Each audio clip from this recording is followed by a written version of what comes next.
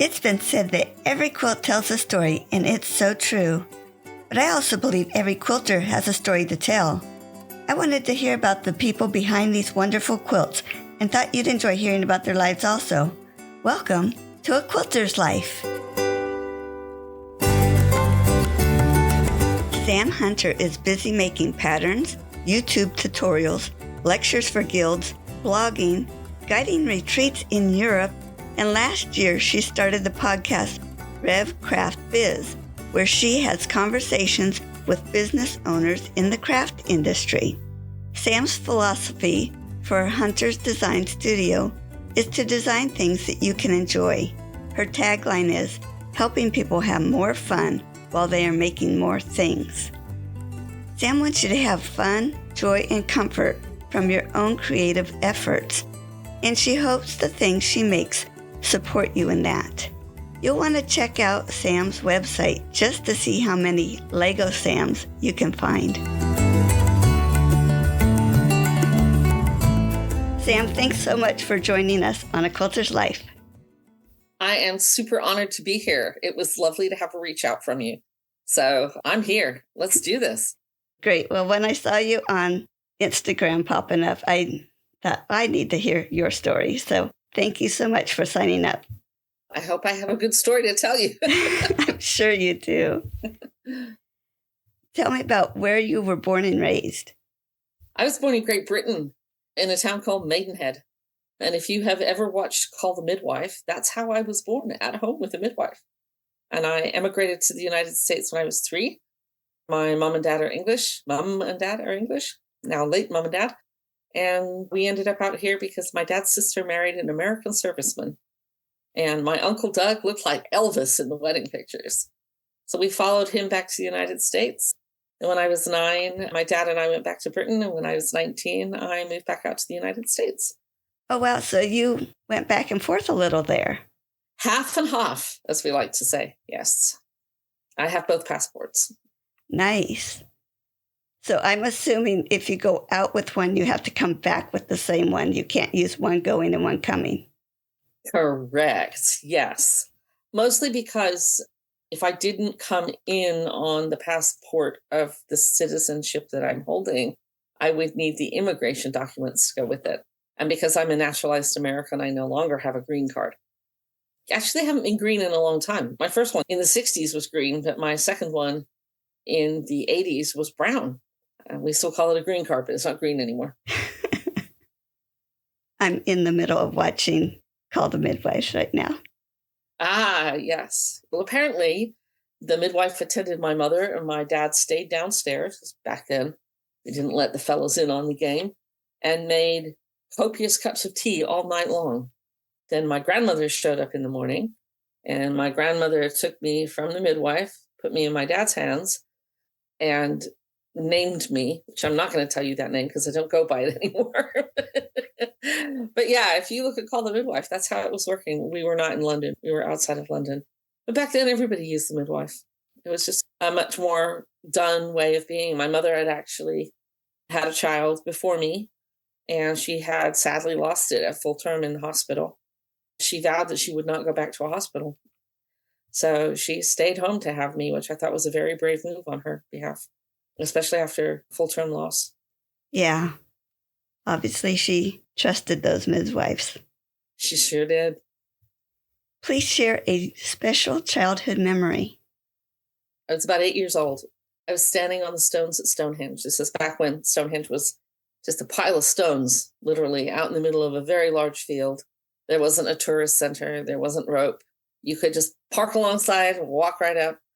And we did that. We parked alongside and we walked right up. And I was climbing on the stones, and the stones were covered in carved graffiti. And I was furious. I just thought, you don't do this to things that are not yours. And you don't do this to things that are really old, or they don't last for other people. So I was kind of a little bit of an activist when I was 8. Other than quilting, did you have employment? Oh, yeah. I worked in the IT industry for most of my adult life. My first degree actually was in electronic engineering. And then I went into quality assurance and project management. And that served me well, but I was also at the same time, as an adult, going back to school for art. And I finally got my Master of Fine Arts right before I turned 50. When I came out of school, we were in a recession, and I started my pattern design business at that point when I couldn't get an art job or a teaching job. And I didn't want to go back to IT again. And frankly, if you take a big step out of technology for 2-3 years, I had a 3-year program at art school, it's very, very difficult to come back in because it moves so quickly, your skills atrophy. It's also very difficult to come back into a technology career as an older woman. There's a lot of discrimination against older and even more against women. I've been a little bit, not on the other side, but in a different place in that my husband and I owned a computer business. I started working on computers where you would actually take them apart to work on them. I used to fix computers at the component level. And if your video card went bad, you took your video card out, and you waited until another one showed up. And now everything's just all embedded in one place, and it's very difficult for mere mortals to work on it. I'm glad I don't have to wrangle it at that level anymore. It's like I've got other fish to fry, and I need my brain power for those. So it's okay that I don't fry the old fish now. I am curious, did you ever have to discharge a monitor? I actually have gotten thrown across the room by a monitor that wasn't discharged. So, yeah, I had a supervisor that wasn't training me very well, and I got badly shocked by one. Oh, no. So. Yeah, all I could think of when I had to do that was if someone tried this at home and didn't know, that would be bad. Yeah. Well, they don't tell you you've got to discharge it multiple times. I discharged it once, but it ramped back up again, and then I got hit by the second version. Oh, wow. Maybe that's why one part of my hair is curly and the rest isn't. Who knows?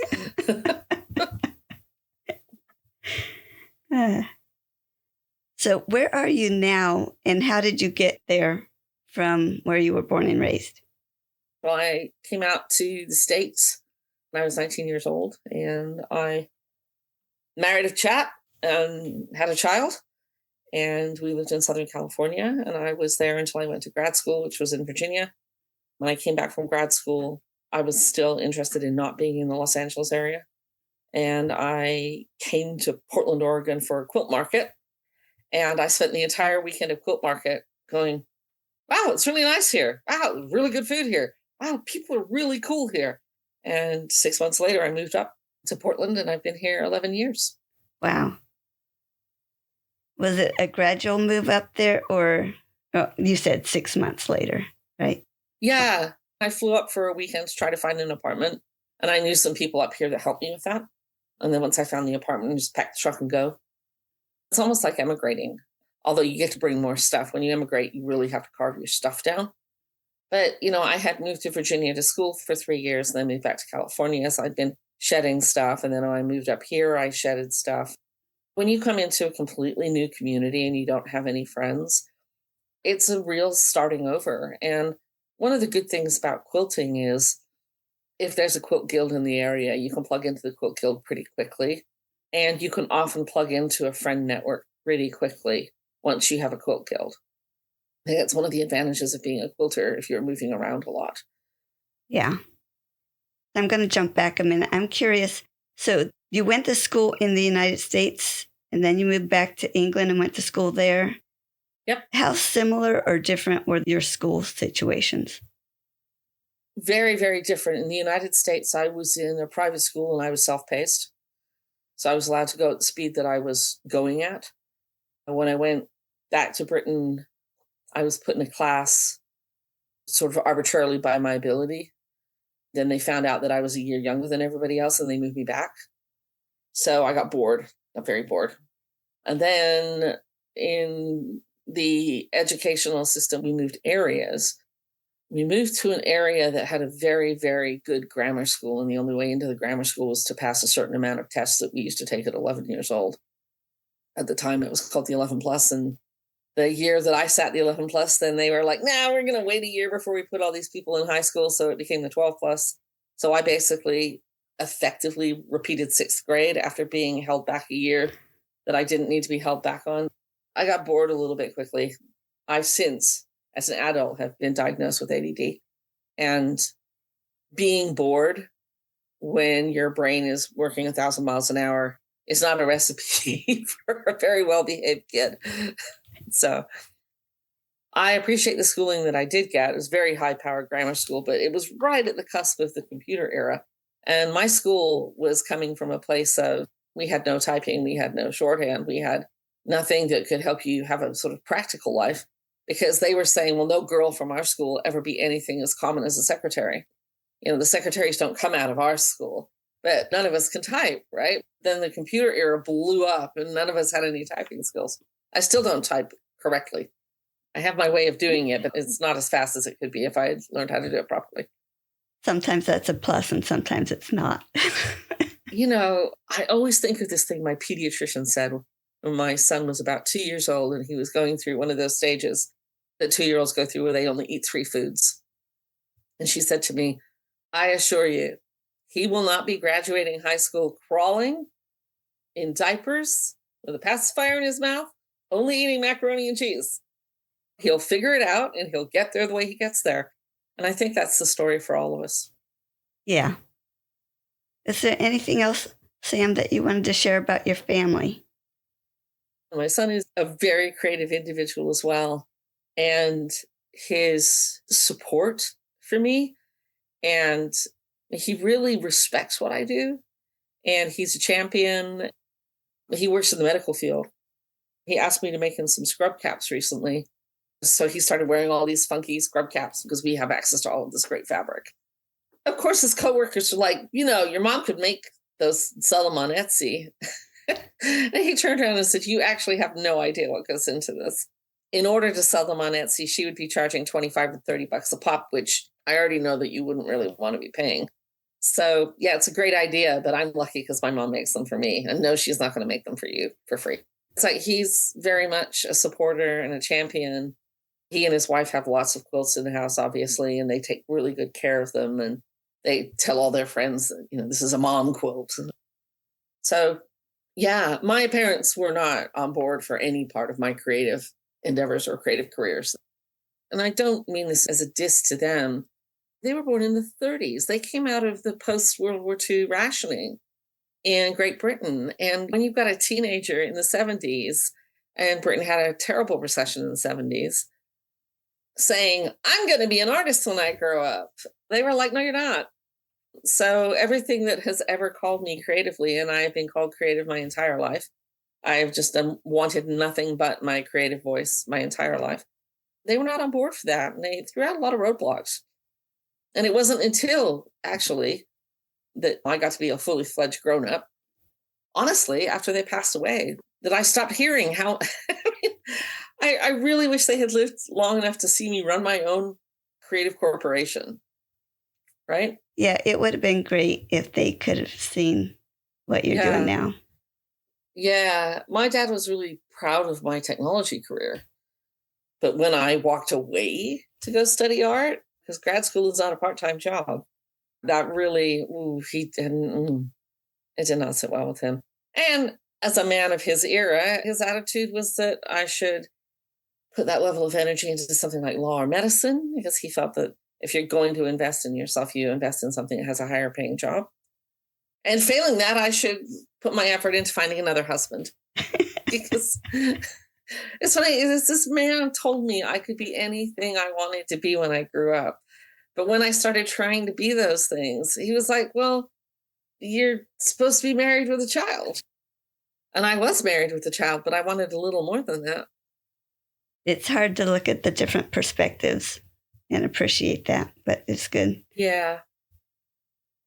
In the future, when your great-great-grandkids are looking back on your life, what do you think they'll be saying about you?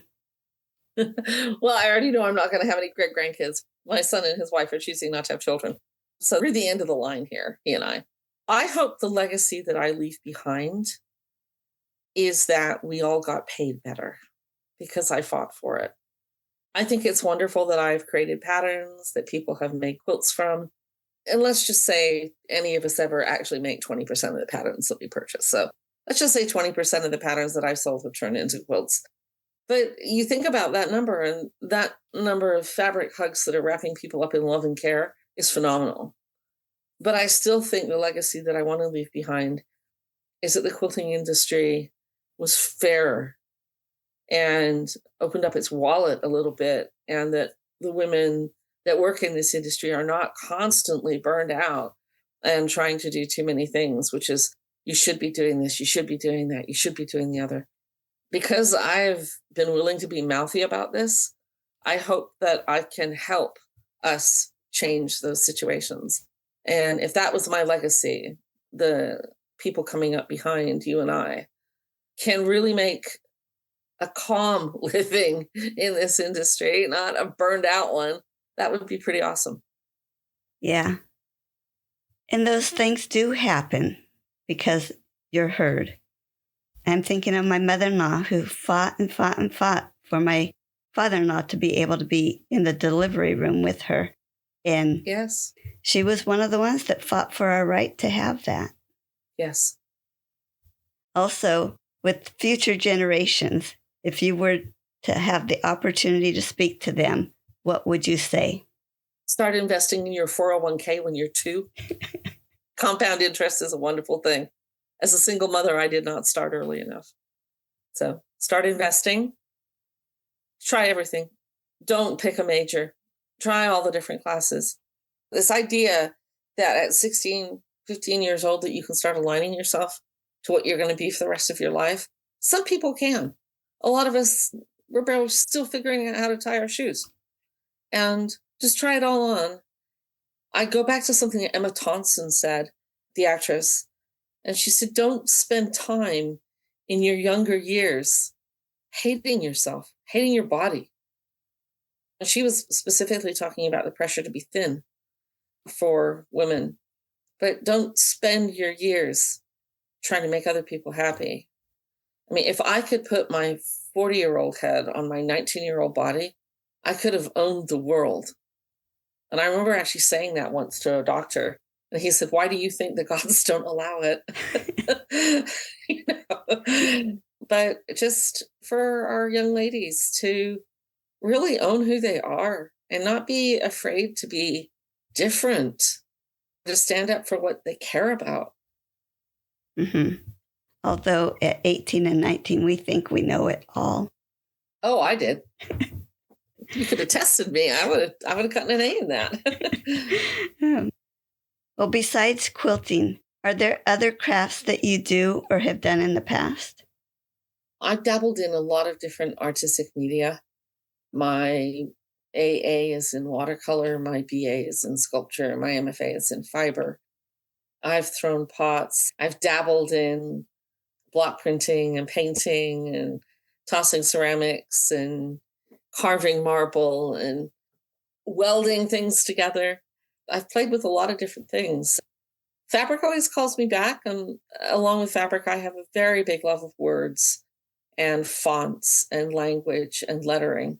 So that all always ties up together for me. But I started sewing when I was 7. I was part of that generation where your mom taught you, your grandmother taught you. I got needlework lessons at school, cookery lessons as well. We were the last year that did needlework and cookery. Interesting. Mm-hmm. My mom said I couldn't touch her machine until I took a class at school. Oh, no. My mom very bravely let me after her machine and patiently kept rethreading it. First thing I tried to make was a Barbie dress. And even as I was making the first dress wrong because I hadn't allowed for seam allowance, I had already figured that out as I was like, well, wait a minute, there's this extra bit in my t-shirt that I need to add. And so the second one had seam allowance. It's like the engineering head was already clicking away. And I don't think anything's ever wasted. I mean, like I did a degree in electronic engineering. I actually studied to be a massage therapist. I spent a year in acupuncture school. I've done project management and all this. And all of these different things still matter in my life now. If you think engineering and project management and technical writing and quality assurance don't matter to someone who designs patterns, I got something new for you to think about. Yep, that's exactly where my mind was going, was how wonderful to have that background to be able to write your patterns. And that leads into, so a lot of those things that you've done in the past, show up in your quilting? I think so. I think, to be trite with our words, all of these things are threads, right? They're all the threads of us, and they all get woven into the tapestry of who we are. And I think when you embrace who you are, then that tapestry puts those threads back into the work that you do. It's obvious when I am left to my own devices with my art, like not necessarily the art that I create for the pattern design business, although that shows up there too. When left to my own devices, most of my fine art has words in it because I'm fascinated by word usage and language and how art can speak when words fail. And the fact that if you have words in front of you, you can't not read them. So if you really need to say something, you do it with words. How to manipulate all of that to get my point across is always something that I'm playing around with. And I've been playing around with that kind of art for 25, 30 years. So it's very much in this tapestry of me. It's in the grain of the wood that creates me. And you can bend it a little bit, but we don't really get to move away from who we are. And an example, I have a group of friends from my high school that I'm still in touch with, but I was out of touch with them for probably 30 odd years. And then Facebook came about, and a couple of the friends figured out that I was this person. And they used to always write to each other. We all have birthdays in December and November. The deal was, if you're on the email list, on your birthday, you write and tell everybody what's gone on in the last year. So we had this group email going on. And then the pandemic hit, and we started writing to each other a little more often because we were saying, how are you doing? And then I said, well, I have a Zoom account. Why don't we put everybody on the Zoom account? Well, a lot of these women were still in a similar neighborhood. One had married another's brother. They had all gone to each other's weddings, christenings. They knew a lot about each other's lives. They hadn't known a whole lot about mine for a decade. And I got them all together on this Zoom call. And here we are, literally 40 years after we left school. And none of us have changed. None of us have changed. The one that was still tentative and polite was still tentative and polite. The one that was a real go-getter is still a go-getter. The one that was literally the kindest girl in school is still the kindest person I've ever met. One that was still a bit stuffy was still a bit stuffy. And, and I still had my foot in my mouth. So here we were 40 years later, and this grain of wood, this foundation of our tapestries was still very much evident. It's amazing. It really is. Well, I asked you about crafts and all, but I didn't ask about, do you have hobbies? I've had some wild and woolly ones over the years. Flying stunt kites, playing drums, driving sports cars. I love baking. Everything else in the craft lane I just put into my art practice, pretty much. I started paddleboarding in the pandemic. Stand-up paddleboarding, that's been a challenge. Mostly because it's not that warm in Portland. You don't actually want to go in the water. Yeah. I build a lot of Lego. Oh, fun. And do any of those hobbies show up in your quilts? Probably not. Other than the Lego, because I have a Lego me, Lego Sam, and she is all over my websites. And she travels with me. She operates like a flat Stanley when I travel, where she gets to be a stand-in doing Lego things. It's a lot more interesting than me taking a selfie of me in front of it. She illustrates certain points in my lectures and on my website. If you go digging around on my various different websites, you'll find 20 or 30 different pictures with Lego Sam doing something fun. And one of the reasons why I like building Lego appeals to the engineering part of my head in a lot of ways, but also the creative part of my head, because a lot of Lego is incredibly creatively made. You're putting together a building in the way they have you interlock the bricks to create strength, or you put this brick in so this thing can go in sideways. I feel like I get my design head inspired by how the Lego people make Lego. Yeah. How did you start quilting? My mother-in-law, my first mother-in-law, I've been married twice. My first mother-in-law made a lovely little quilt for my son.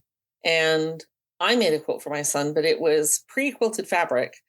And it was pre-made binding that had a ruffle on it. So essentially, I bought a yard of this fabric and somehow got this binding wrapped around it with some ungodly join.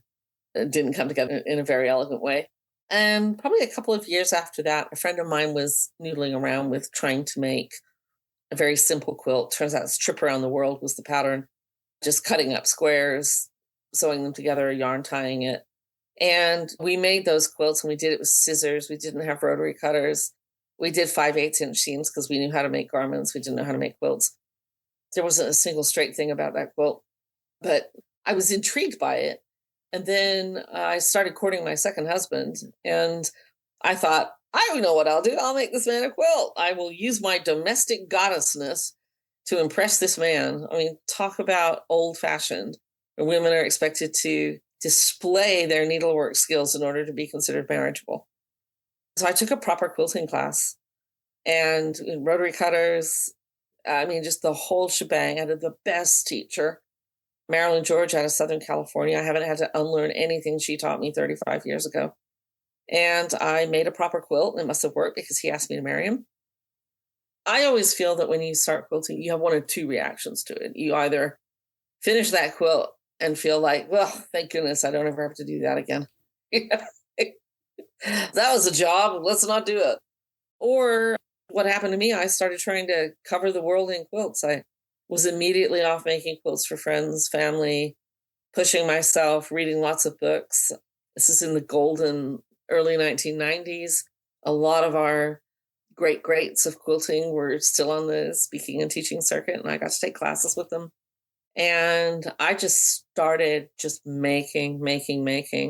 Within a half a dozen years, I was getting an occasional ribbon at national shows and teaching at local quilt stores. And it just never, ever left. And I got a significant community of friends out of it. You go to a guild, you get a small group, your small group becomes your besties. It just kept going.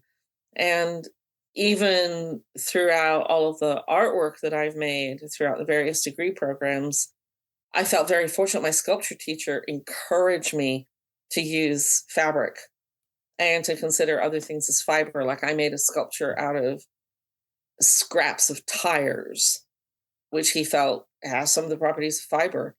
He was really intrigued by garments that I was making out of things that you wouldn't naturally imagine one could make garments out of.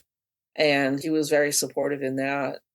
He encouraged me to bring a sewing machine into the sculpture studio and sew in front of people. He knew it was a job for me to schlep it all in, but he wanted to show the students that there were other ways. And he was the guy, actually, that coined one of the phrases that I am known for. Of course, the young men in sculpture were kind of giving him a bit of a ration when he was sewing on my machine. I was teaching him how to sew. I'm like, oh yeah, Matt, sewing machine. And he said, yes, just another power tool, guys. And so I have buttons and stickers that say respect the power tool, because it is a power tool. It's a tool that in my generation, everybody sewed, but in current younger generations, this is a learned skill. You have to practice it, you have to invest in it, and it's worth compensation. Yeah. So whether it's a quilt you made or someone else made, do you have a favorite quilt or even just a favorite quilt pattern? No, they're all special children. Because of my love of sculpture and the 3D thing, I like a lot of my 3D patterns, like my bag pattern, pouch pattern, because I've enjoyed the puzzle of figuring out that third dimension. This is the thing about designing quilt patterns, people. They're not all winners. The joy and chore and torment of art is always to get the thing in your head and the thing that comes out of your hands close together. Sometimes you nail it, and sometimes you don't. So in thinking about that, is it always a pattern that you're struggling with or thinking, I just need to get this out, and that one doesn't go over as well as one that you're head over heels on, or you just don't know which is going to go? Never know. There have been some that I thought that I did such a nice job on. I thought it was really unique. I thought the construction was easy. Maybe I didn't explain that it was as easy. They might have looked at it and gone, oh, that's going to be really hard, and it wasn't. I've made a lot of wordy patterns. It turns out people don't like them as much as I do. Mostly because oftentimes to explore words easily in a pattern, you're either doing applique or FPP, and both of those are a niche beyond piecing. And a lot of people are very intimidated by both of them, especially FPP because it looks inside out and backwards when you start foundation paper piecing. There are some that I thought, man, I absolutely got this pattern right, and it just face plants. And then other patterns that I thought, okay, well, I really did want to make a pattern out of this, and I'm going to do it. It might sell 6 of them, but there, I did it because I wanted to. And that pattern still sells 3 years later. So I really don't know what the answer is. I don't know if people want easier things or more complicated things. And I think some people do want easier things and some people do want more complicated things. What I found is that as long as I make what I'm interested in, I have a better time. When I'm just like cranking it out for other people, and I've had fabric companies ask to make an arrangement with me where I design to go with their fabric lines and stuff, and they're looking for things of relative simplicity. But number one, that schedule would be brutal. And number two, to just have to keep coming up with just a slightly different version of what I came up with last time in blue, it would be so not satisfying to me. And this is hard enough without it not being interesting. A friend of mine once said to me that she felt like my design ethic was all over the place. She was looking at my patterns and she's like, good grief. And I said, yeah, because I just do what I'm interested in. And when I'm done being interested in that, I go do this. And so it doesn't necessarily follow any rhyme or reason.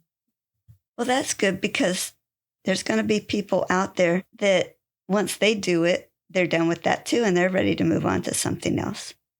Yeah. We don't ever read just one author. We don't ever eat at just one restaurant or one style of food.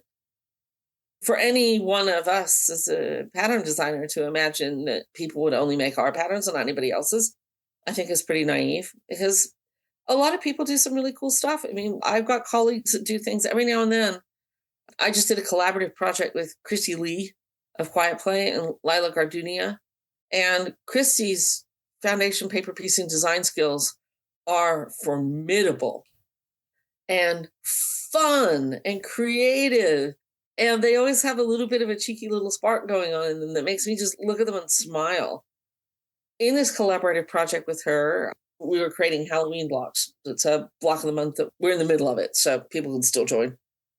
And to look at how she solves certain design problems was really wonderful in terms of me. And it's like, hanging out with her brain and learning from her to see that I would solve this problem, making my cuts this way, and she solves a problem slightly differently. Another person that I feel like I always learn from whenever I look at her patterns is Breen Campbell of Happy So Lucky. She does some really cool stuff with FPP, really sophisticated. These ladies are my colleagues. I've eaten food with them. They're lovely humans, which is another reason that it's just great to hang out with them. And that's neat that you can bounce things back and forth. It's the iron sharpens iron. Yes. Well, you mentioned going from scissors to rotary cutter. There are so many neat tools out there. Do you have a favorite one? My design wall. I don't know how people do this without a wall. Every now and then I have to do one on the floor. My studio does not have a full-on HVAC system like the rest of my house does. And so it can be very cold down there in winter. So I tend to haul everything into my living room and work there. And every now and then I'll try to lay something out on the floor, and I cannot get the gist of it on the floor. It makes no sense to me when it's laying flat. And like everybody else, I started out on the dining room table and laying things out on the bed, or laying them out on the floor and going upstairs and looking over the banisters. But I have an 8-foot design wall and I treasure it. 8 foot. So do you have a ladder? I have step stool. And when you're making your quilts, do you like the whole process, or are there certain steps that you look forward to? I love getting to the end of the design and getting the design to come out the way I think my head wants it to be. And I like cutting things out. Sometimes I get very bored with being the assembly guy. And oftentimes these days I will actually hire a sewist to sew my stuff together for me because I want to move on and start working on the next thing. I don't like the quilting at all. And the first time I ever hired a Long armor was like the happiest day of my quilting life. And I like binding and I love doing it by hand. And I always make bias binding. Always make bias binding. Maybe not on a tiny little wall quilt that only needs 2 strips, but everything else has bias binding. Interesting. Just the way I learned. Oh, okay. I was going to ask, was there something that had happened that made you do that? But that's the way you learned to do it. That's the way I learned. And actually it has better longevity. Straight binding puts one thread all the way along that fold. And as a quilt ages, it can split down that thread and it'll split all the way along very, very quickly in a way that bias won't, because bias, the threads are crossed as they go down that fold. So it has a little bit more integrity. I had not heard that before. That's very good information. Share your worst quilting experience. Actually, I had one recently. I got something horrendously wrong. The side of one block that was supposed to be rectangular was not. And it came in about almost 2 inches on one side. I hadn't seen it. I hadn't seen how I had cut it out wrong. I had assembled it and got it off to the quilter, and she found out about it halfway down the quilt. It's a 4-block quilt, and she'd gotten half the quilt done, and this block was sitting in the corner, and the whole corner was like squished in. It was a cover quilt, and so I had to fix it in Photoshop. Oh, wow. You were able to accomplish that. I was able to fight my way through Photoshop and make it look like that quilt was indeed rectangular when it actually wasn't in real life. Wow. And the quilt will be bundled up and given to the charity sew project without a label on it. So nobody knows. Maybe I should keep it around just to show people, like, every now and then you do lay an egg. Yeah, I've heard of teachers doing that. Don't make this mistake. Don't make this mistake. Yeah. There have been quilts I've made mistakes. It's interesting because when you teach quilting, one of the things that people ask you all the time is, should I pick this out or should I not pick it out? Should I take out this point that doesn't match or the seam that doesn't come together very well? And I always say that's really up to your tolerance for putting up with that inaccuracy. Like if you're going to walk by it every day and feel like, I should have fixed that when I had a chance, then by all means fix it now. And if you're going to walk by it every day and never care that it never joined up, then by all means do not fix it. I am more likely to leave in mismatch point than I am a bad fabric. Like everybody else, occasionally I get seduced by fabrics that once you put them all together, you've got a value problem going on. Some fabric overstates its presence. Some fabric just gets loud and you need to push it back somehow. Or it's easy to do with batiks and cave fabric in particular. You get so interested in all the medium light to medium dark fabrics, because that's where all the pretty ones are, that you don't put in your high key highs and your low lows. Put your lightest lights and your darkest darks in there, and then your quilt literally looks like a pile of mud, usually kind of purplish mud. So it's like you need to stretch that contrast out in order to get the quilt to do something. And every now and then I miss that point. And then I look at it and I'm like, I'm going to have to go take that all out. I will pick my way right into the center of a quilt and take out a block that I don't like and remake it to make it better. My local guild puts a lot of quilts into our pediatric ICU department. There are a lot of beautifully made quilts. Our members make some gorgeous stuff, but every now and then you got to just quilt them up, get them out of the house. But these quilts are just loving on children. And if ever there was an audience that isn't going to hold you to perfection, it's a group of kids. They don't care. They're going to blankie drag it. Yeah. It doesn't matter to them that this block is a little short, or that purple didn't come out quite right. Yeah. And last year I even made a charity quilt. I had wanted to make a couple sample blocks just to see how that pattern would work. And then I took those 2 blocks, put them in the center, and just put borders and borders around it and did a charity quilt out of it. That way I didn't feel like my sample blocks were wasted. Yeah. It's a really good way to do it. It serves such a wonderful function. I know that at our pediatric ICU, if the child is ambulatory, they get taken to the cabinet and they get to pick their quilt. And if they are not ambulatory, the main nurse that works with them will go pick 3 or 4 quilts and take them to their bed and let them choose. And we also know that our quilts have at times gone home with a family where the child did not go home because that's all that was left was that quilt. And what a good reason to make quilts. Hmm. I believe we've touched on this, but what draws you to continue making quilts? Because obviously there's so many things that you have done and you're good at, but what keeps you coming back to make another quilt? I don't have another business that makes enough money. If I won the lottery, would I keep designing patterns? Not commercially, probably. I do it because this is what I'm doing. I've gone through seasons where I haven't been excited about it, and I think that shows. Either my production has been low or the quilts I make are not that great. At the moment, I'm feeling pretty energized by what I'm working on, and I've got some ideas to continue working on it, which haven't felt energized in a while. I think doing that collaborative project last year on the Halloween thing was really good for me. I think fabric always has a tactile invitation. I mean, I've been playing with fabric for over 50 years. I don't know that I'd ever stop.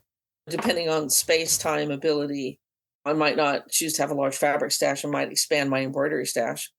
But there's something about the needle and the thread that just call me back every time. And in the fine art lane, I tend to, despite having learned the disciplines of a lot of other ways of making art, I tend to keep going back to fabric. Hmm.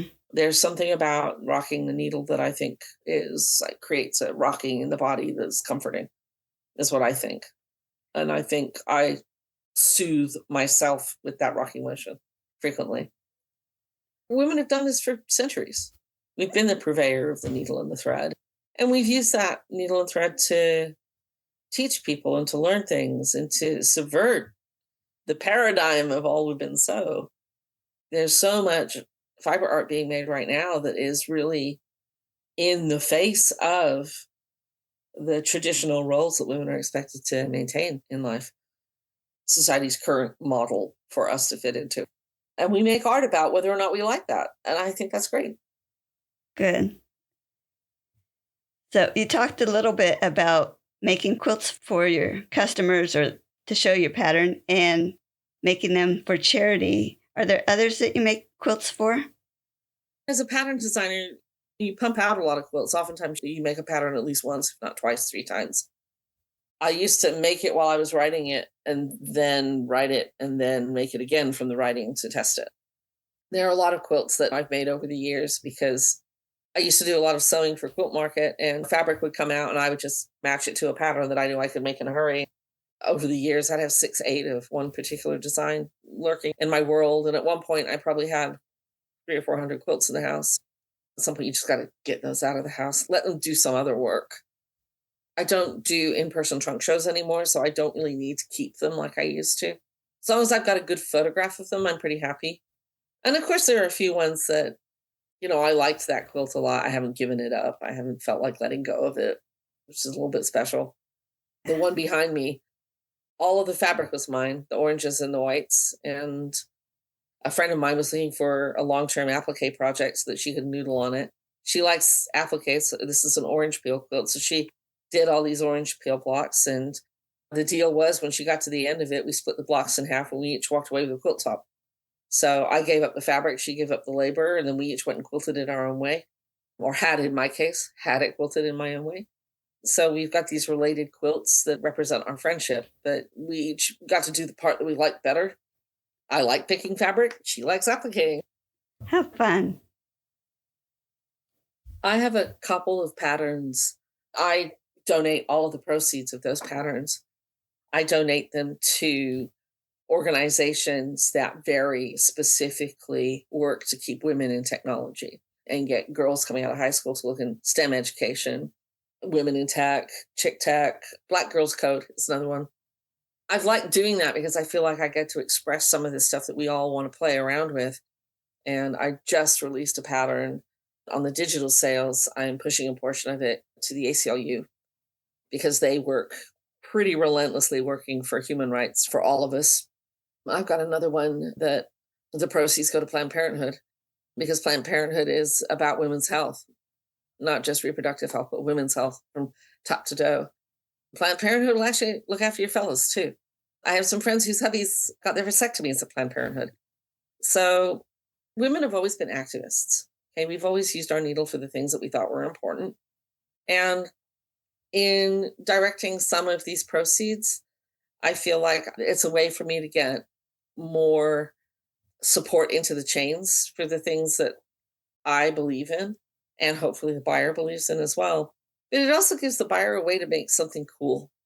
I'm trying to support their creativity and then use their interest in their creativity to support all these other things.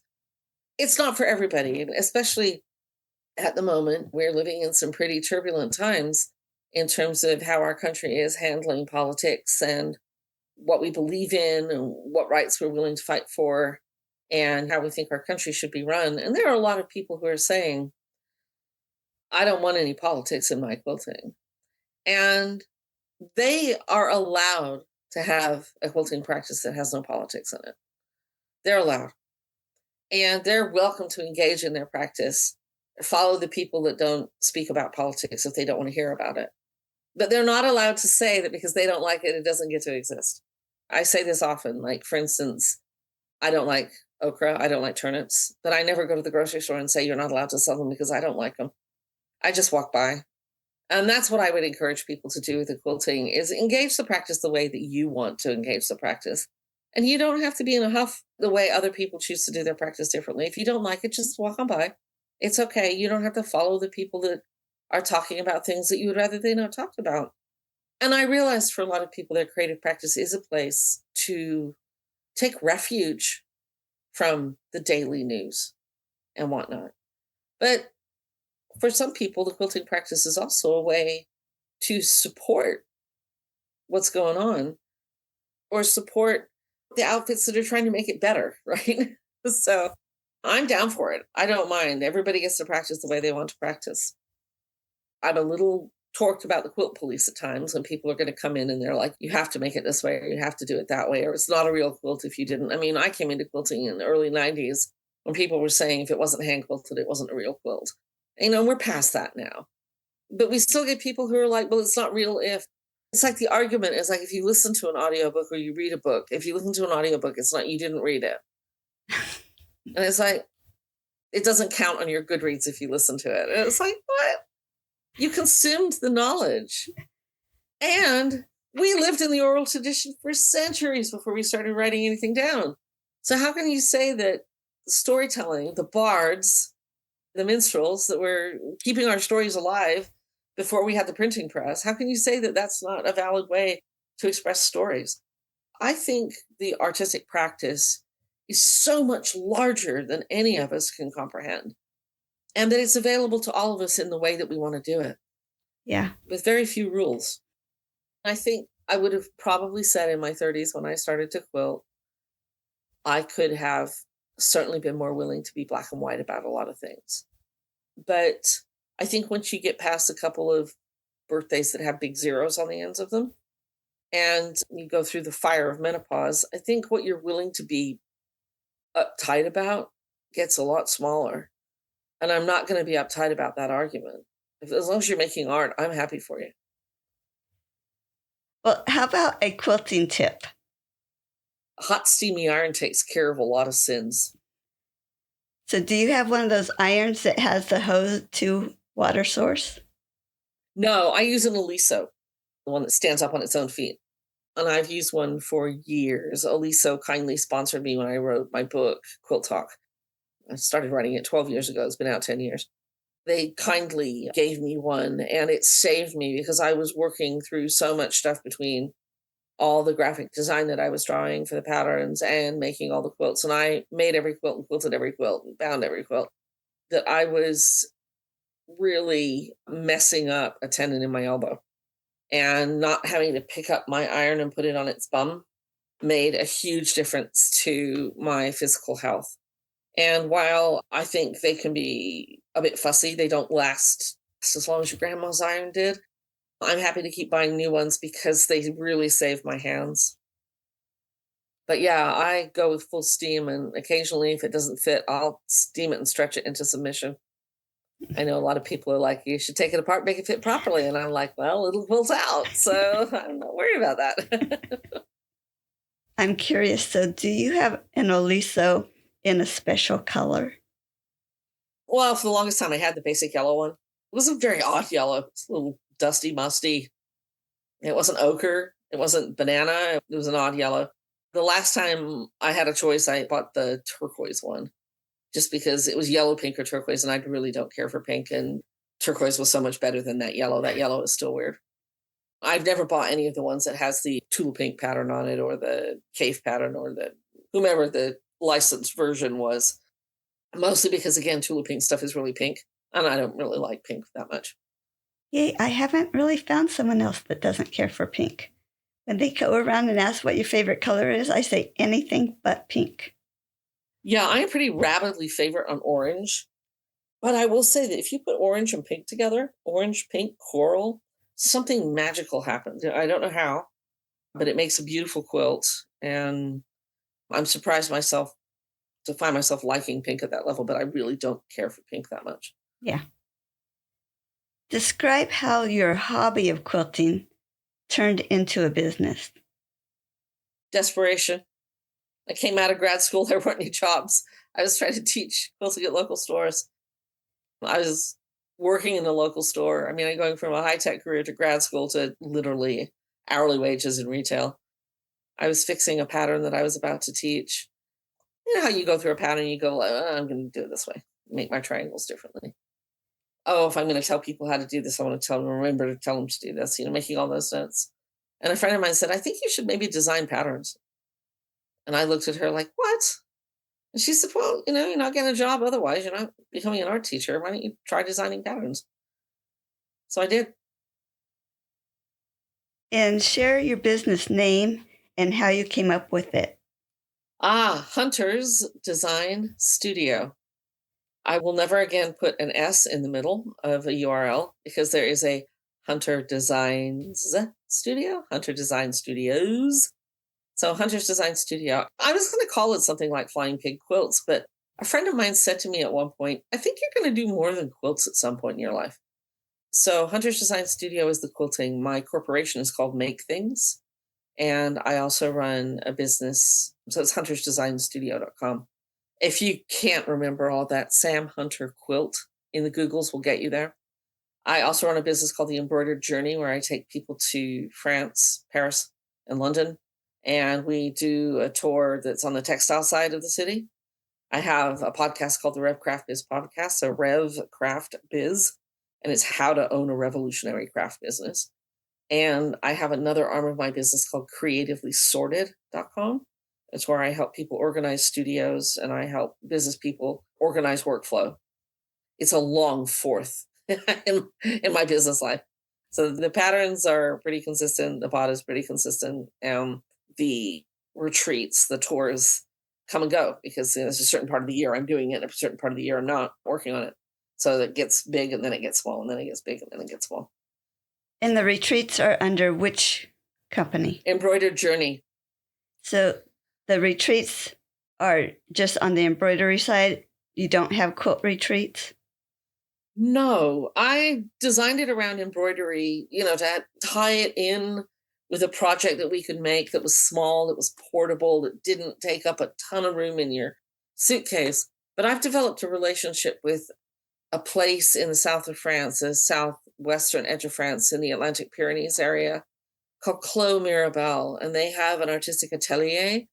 And several of our quilting colleagues are known for teaching there. This year, Daisy Ashahu, which you might know as Warm Folk, she's teaching a class there. Next year, Tara Fawnin is teaching there. And I taught embroidery there last year, but they have this beautiful manor house, 4-course meals. They really take good care of you in this gorgeous location that overlooks the Pyrenees and wineries and whatnot. But they have this atelier building. It's like a huge barn. And they have been collecting sewing machines. Rachel, who runs the majority of the business, has been picking up good old workhorse sewing machines at the flea markets and brocantes and having them, brought back to life by a sewing machine fix-it guy that she knows in the local town. And she's building up a catalog of sewing machines so that we can design quilting events or quilting retreats at this location where you don't have to bring a machine. It's a really big deal. if you do an event with Daisy, she travels with a half a dozen singer featherweights. And she's got the class set up so that you spend a little time sewing, a little time cutting, a little time ironing, and everybody moves around and nobody gets backed up at the machine. So everybody shares. She brings a half a dozen featherweights in a suitcase, which I think is amazing. Wow, that's a lot. But yeah, I designed it around embroidery just to keep it fiber related, but not an intense luggage experience. Yeah. How long have you actually been in the quilting industry? Oh, I've been adjacent to it for 30 odd years, formally in the industry in a big way, probably 14 years. I was designing quilts 20 years ago, though. I designed a lot of president's quilts at my old guild. I did some nice ones too, I think. And yeah, it's been a while. So you mentioned that you started with the patterns. Do you remember how exciting it was when that first pattern sold to someone you did not know? The first excitement I had was I went to a store that I had taught in and they picked up a half a dozen of them on wholesale. It was very kind of them. Seeing them go into print, I've had patterns be on the cover of the Hoffman fabric catalog. It's always wonderful. Any of the places where the quilt gets outside of me is wonderful. Or any recognition. It's easy for us in this industry to think that we are. I mean, quilting is it's a big industry, billions of dollars. I can't remember the number. It keeps going up. It keeps going up. Yeah.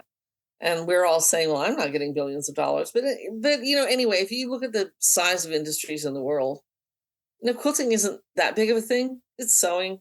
The craft industry combined is a huge juggernaut. When you think about being quilt famous, I mean, you're like being a big fish in a pretty small pond. And that pond is really even smaller when you look outside the craft industry. So when somebody remembers something that you did or recognizes you, I had someone at QuiltCon recognize my voice from podcasts and YouTube channel. And she heard my voice over the drapery that the quilts were hanging on, and she came around to find me. And that was really lovely because she said, yeah, whenever I hear your voice, I know you're going to say something cool. I thought that was a really lovely way to tell me that I had made an impact. Because, I mean, you run a podcast, I run a podcast. Sometimes I feel like I'm just shouting out in the void. We say these things that we hope matter to somebody, but we don't know who's listening because you don't really get connected. Like I sell patterns to distributors who sell them to shops, who sell them to people. I have no connection to that person at the end. I barely have a connection to the shop. So you don't get pictures sent to you by people that have made a quilt? I do. Sometimes people will actually send me through email. And I always keep a piece of my newsletter for if anybody sends me a pattern that they made, we put it in the newsletter. If I ran a Facebook group, I think I would see a lot more of that, but I don't want to run a Facebook group. It's not really my cup of tea. I have a love-hate relationship with social media. Actually, I have a hate-hate relationship with it, actually, if I was going to be honest. I'd rather not be playing with it, but it's where a lot of our industry does things, and I have friends there that I would lose touch with if I wasn't seeing them that way. Yeah. Well, in looking at your website, you are so busy and you have so many different aspects of your business. I saw YouTube, lectures, retreats, podcasts. Can you describe some of those things that are going on in your business? Well, they're all pretty much juggling around. As a person with ADD, I do better if I work on one thing, that same one thing all day. I'll do all of this work on this day and then all of that work on that day. I don't do 2 hours of this in the morning and 3 hours of that in the afternoon. The switching really bothers me. But I like what I'm doing, or I wouldn't be doing it because I don't do the things I don't like doing, or I don't do them well, which makes me do them even less.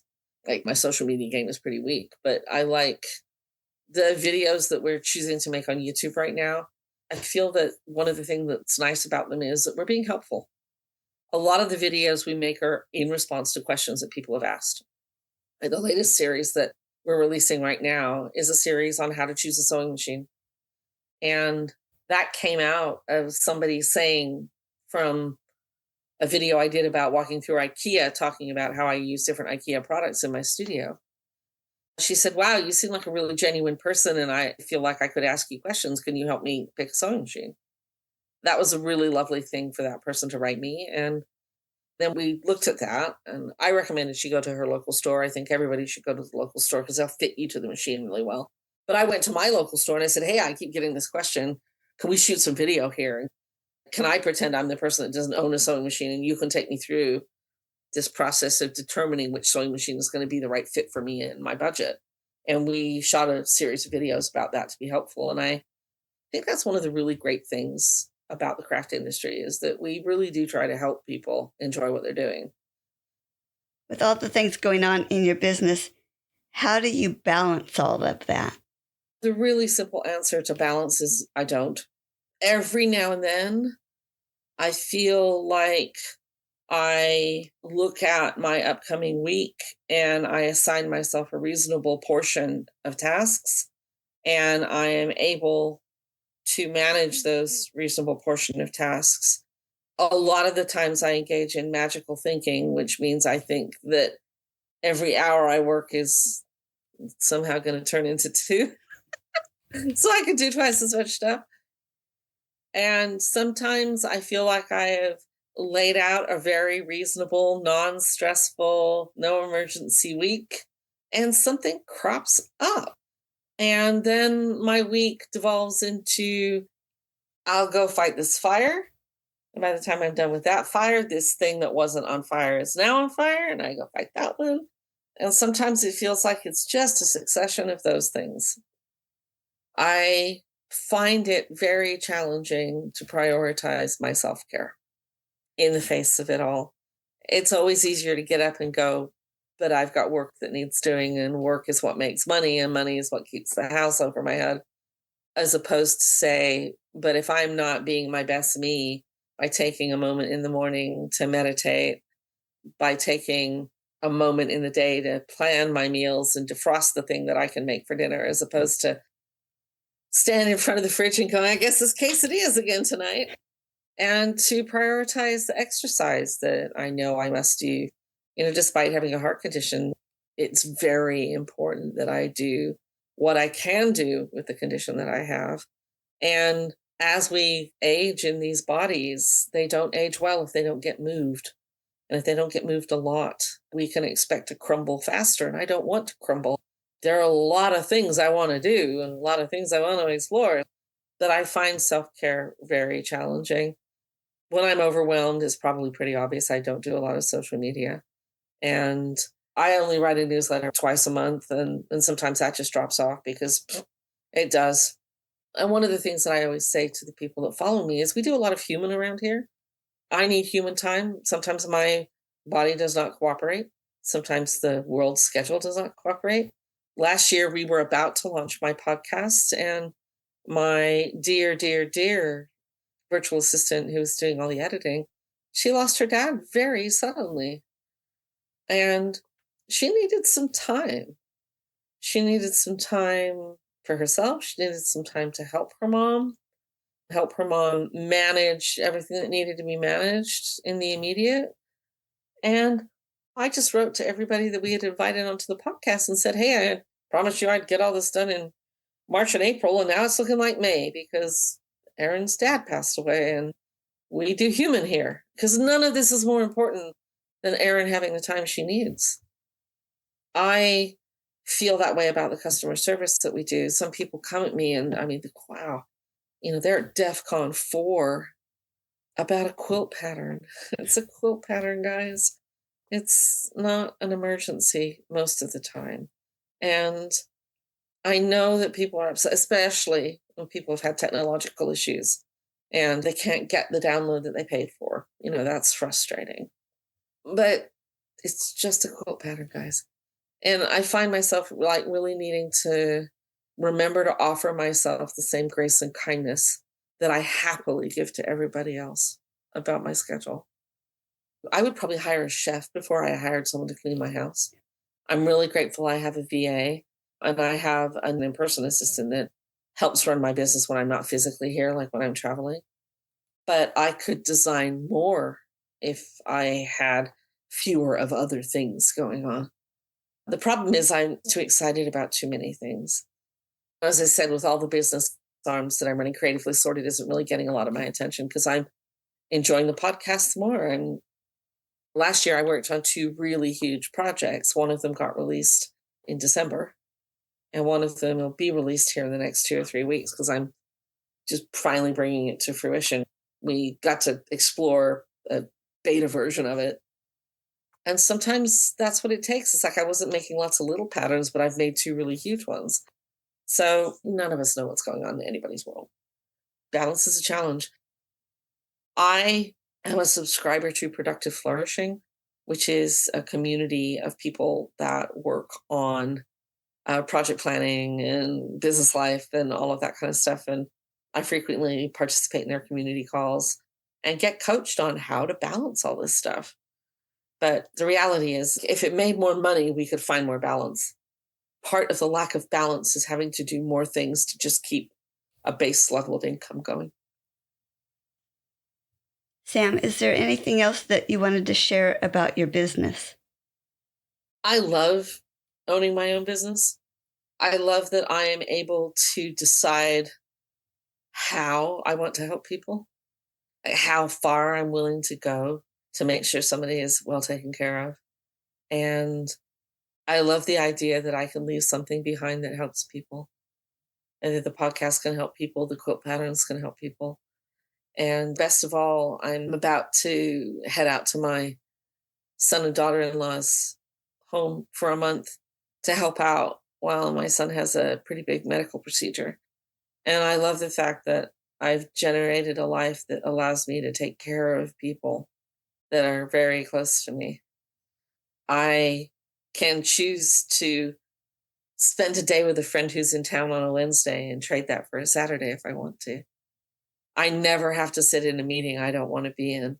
I never have to have another idea of mine stolen by the guy running the meeting and then fed back to me like it was his idea, because that happened a lot when I was in tech. So there's a lot of wonderful things about being an entrepreneur that I absolutely adore. And one of the things is, getting to say I am the chief everything officer. I own my own corporation, and I've been doing it for a long time, and I'm really proud of that. Yeah. And share again where we can find your businesses. HuntersDesignStudio.com is patterns. EmbroideredJourney.com is tours. And RevCraftBiz.com is podcasts.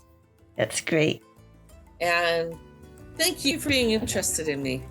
Thank you so much for sharing your story on a quilter's life. Bye-bye. Bye-bye. You can find more stories on aquilterslife.com or subscribe on your favorite podcast player so each episode will be downloaded automatically. Also, I want to hear about you and your wonderful quilts. Please contact me, Paula Chamberlain, through the website to set up an interview. And as always, thanks for listening.